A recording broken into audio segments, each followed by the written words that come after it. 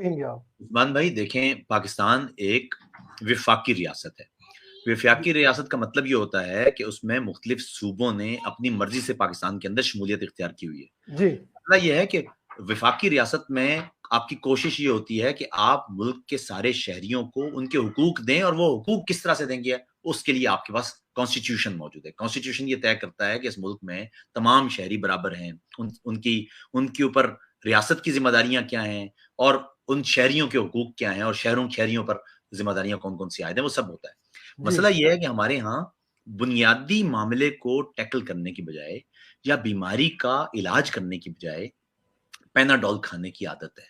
हमने दर्द खत्म नहीं करना, दर्द की वजूहात खत्म नहीं करनी, हमने बस दर्द को दबा देना है। ये हमारा शुरू से रास्ता रहा है। कभी अगर डंडा चलेगा तो डंडे से उनको रोक देंगे, अगर बंदूक चलेगी तो बंदूक से रोक देंगे, कहीं पैसे चलेंगे तो पैसों से रोक देंगे, लेकिन बीमारी खत्म करने का कोई रिवाज ही नहीं है। और वो उसी वक्त होता है ना कि जब आप अपने मुल्क के शहरियों को अपना समझते हैं।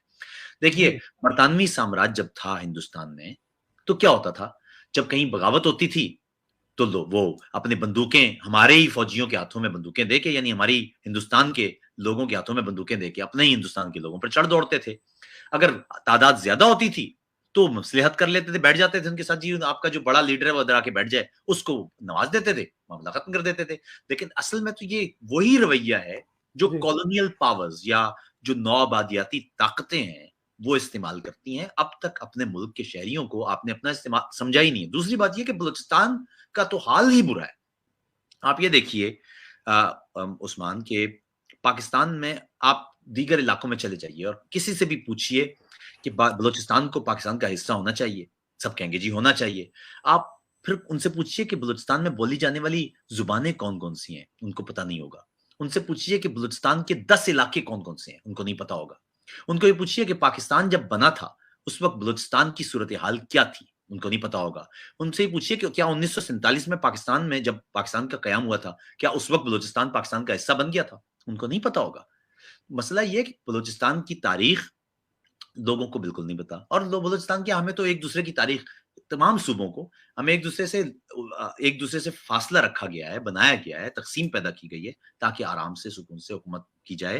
बलूचिस्तान के लोगों के मसाइल बहुत जेन्युइन है। वहाँ गुर्बत, अफलास, जी। उनके इलाके की वसाइल क्या की एक तरह से लूट मार, बिल्कुल इस तरह जिस तरह कोई कॉलोनियल पावर होती है, और उनका बिल्कुल कोई कोई इदराक तक नहीं कि वो लोग भी इंसान है।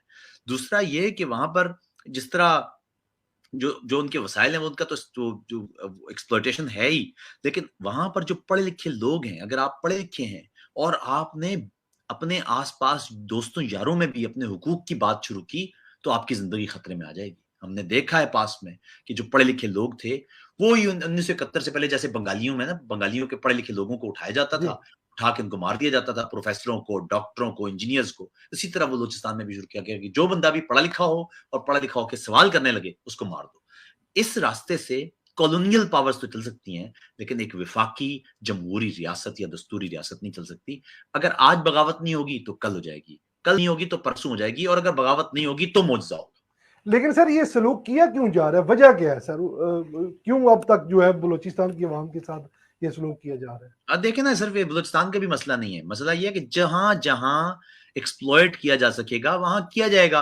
आप ये देखें कि वजीरिस्तान की हालत आपके सामने है, किस जी। तरह से उस पूरे इलाके को एक्सप्लॉयट किया गया है।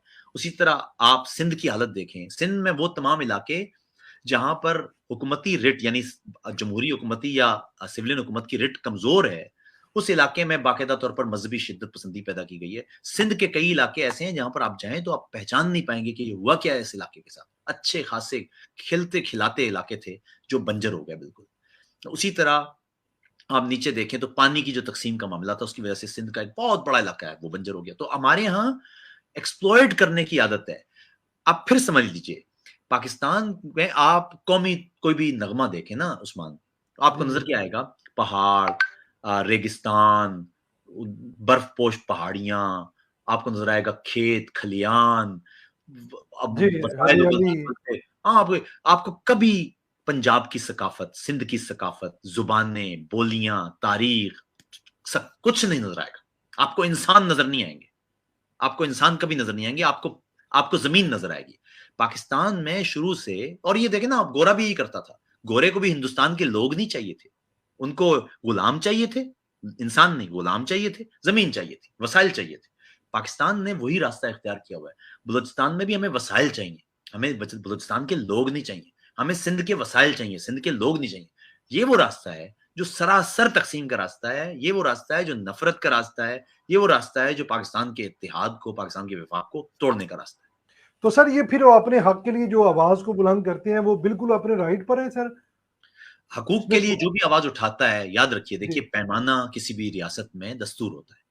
اگر کوئی بھی شخص, اس کا رنگ, اس کی نسل, اس کا مذہب, کچھ بھی ہو, اگر وہ پاکستان کے کانسٹیٹیوشن کے تحت اپنے حقوق کا مطالبہ کرتا ہے, اس کو 5-5 ہزار روپے نہیں دینے, آپ نے اس کو حقوق دینے ہیں. بلوچستان کے لوگ آپ سے 5-5 ہزار روپے نہیں مانگ رہے. وہ غریب لوگ اگر 5 ہزار روپے لے کے آج گھر چلے بھی گئے تو کل پھر آ جائیں گے.